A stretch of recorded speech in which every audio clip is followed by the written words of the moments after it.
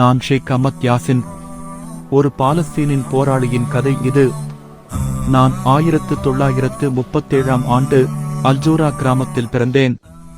என் இளமை கடினமானது. 16 வயதிலேயே விளையாட்டில் விபத்துக்குள்ளானேன். என் உடல் செயலிழந்தது. ஆனால் என் ஆவி ஒருபோதும் செயலிழக்கவில்லை. 1975ஆம் ஆண்டு காசாவில் இஸ்லாமிய மையம் நிறுவினேன். இது எங்கள் இளைஞர்களுக்கு இஸ்லாமிய மரபுகளை கற்பிக்கும் மையமாக மாறியது. 1987ஆம் ஆண்டு நான் முஸ்லிம் சகோதரத்துவ இயக்கத்தை உருவாக்கினேன். எங்கள் குறிக்கோள் இஸ்ரேலிய ஆக்கிரமிப்பை எதிர்த்து போராடுவது.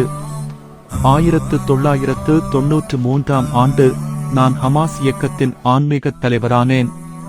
என் உடல்நிலை என்னை தடுக்கவில்லை. என் சொற்கள் 1000 போராளிகளுக்கு பலம் அளித்தன.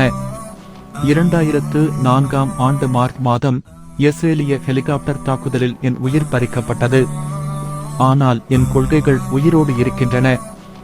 என் வாழ்க்கை பாடங்கள்: 1. உடல்நிலை உங்களை வரையறுக்காது. 2. எதிரிகளுக்கு அஞ்சாதீர்கள்.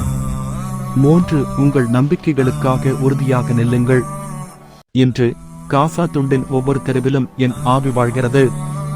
என் மரணம் எங்கள் போராட்டத்தை முடிக்கவில்லை, அதை மேலும் வலுப்படுத்தியது.